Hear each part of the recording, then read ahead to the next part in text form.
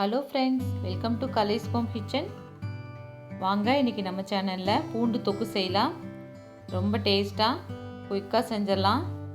ஹாஸ்டலுக்கு போகிற குழந்தைகளுக்கும் ஒர்க் பண்ணுற லேடிஸ்க்கெல்லாம் இந்த மாதிரி செஞ்சு கொடுத்தா ரொம்ப யூஸ்ஃபுல்லாக இருக்கும் அவங்களுக்கு. அதுக்கு தேவைப்படுற பொருளெல்லாம் ஃபஸ்ட் எடுத்துக்கலாம். நான் இப்போ கொஞ்சமாக செஞ்சு காமிக்கிறதுக்காக ஒரு 150 பூண்டு எடுத்திருக்கேன், உளிச்சு வச்சுருக்கேன். அது கூட 1 டேபிள் ஸ்பூன் ஜீரகம், ஒரு 4-5 வரமிளகா, ஒரு லெமன் சைஸ் அளவு புளி எடுத்திருக்கேன், ஒரு பிஞ்ச் இஞ்சி எடுத்திருக்கேன். இஞ்சி வேணும்னா எடுத்துக்கோங்க, ஒரு சிலருக்கு பிடிக்காது, வேண்டானா ஸ்கிப் பண்ணிக்கோங்க. தாளிக்கிறதுக்காக பூண்டு கொஞ்சம், கருவேப்பிலை கொஞ்சம் எடுத்திருக்கேன். ஒரு கடாயில் ஒரு 3 டேபிள் ஸ்பூன் நல்லெண்ணெய் ஆட் பண்ணிக்கலாம். நல்லெண்ணெய் தான் இதுக்கு நல்லாயிருக்கும், தொக்குக்கு ரொம்ப நாளைக்கு கெடாமல் இருக்கும்.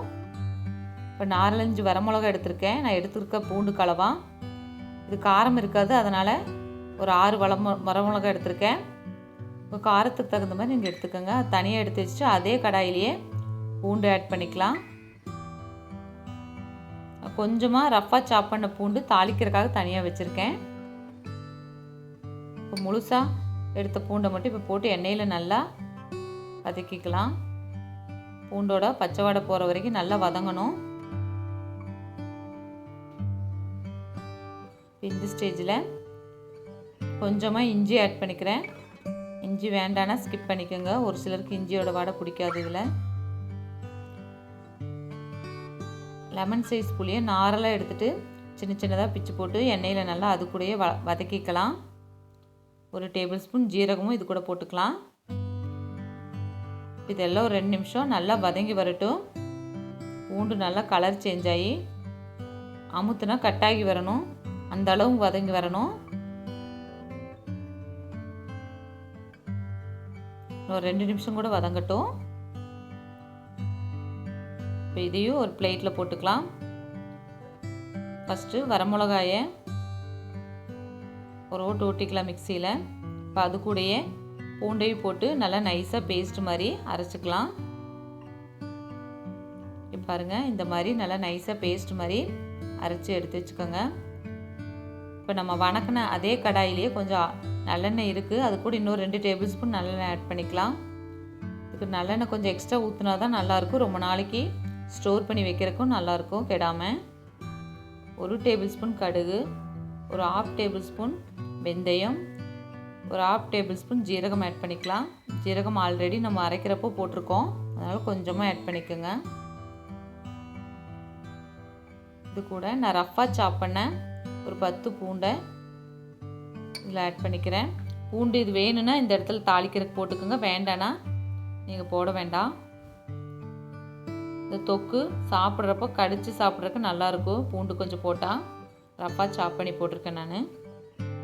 இப்போ நல்லா பூண்டும் அதுலேயே எண்ணெயிலே நல்லா வதங்கி வரட்டும்.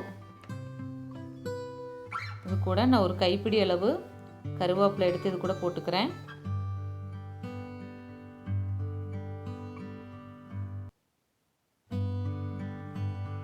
கருவேப்பிலை பூண்டெல்லாம் நல்லா வதங்கி வர்றப்போ மஞ்சத்தூள் ஆட் பண்ணிக்கலாம். ஒரு 1/2 டேபிள் ஸ்பூன் மஞ்சத்தூள் ஆட் பண்ணிக்கிறேன். நம்ம ஆல்ரெடி மிளகா ஆட் பண்ணியிருக்கோம், வேறு எந்த மசாலாவும் இது கூட போட வேண்டாம். பெருங்காயத்தூள் கொஞ்சம் போட்டுக்கலாம். பெருங்காயத்தூள் போட்டால் தான் நல்லா மணமாக இருக்கும் தொக்குக்கெல்லாம். இப்போ அடுப்பை ஸ்லோ ஃப்ளேமில் வச்சுக்கோங்க. பெருங்காயத்தூள் போட்டங்காட்டி மஞ்சத்தூள் போட்டங்காட்டி அடி பிடிக்கிற மாதிரி இருக்கும், அதனால் ஸ்லோவாக வச்சுட்டேன் நல்லா வதக்கி விடுங்க. இப்போ நம்ம அரைச்சி வச்ச பேஸ்ட்டையும் இது கூட ஊற்றிக்கலாம். தொக்கு நல்லா திக்காகிற வரைக்கும் ஒரு 5 நிமிஷம் நல்லா வதக்கி விட்டுட்டே இருங்க.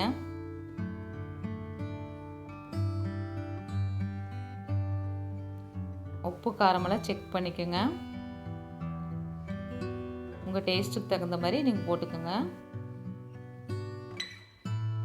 இப்போ நான் உப்பு ஆட் பண்ணிக்கிறேன்.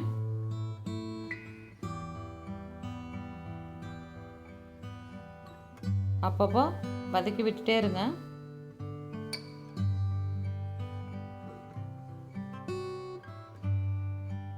நல்லா எண்ணெய் பிரிஞ்சு வரணும், அது வரைக்கும் நல்லா வதக்கி விடணும்.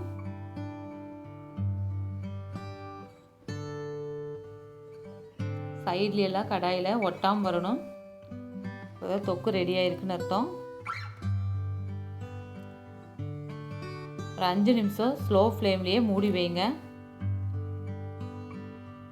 இந்த மாதிரி நல்லா தொக்கு கலர் சேஞ்ச் ஆகி எண்ணெய் பிரிஞ்சு வரணும்.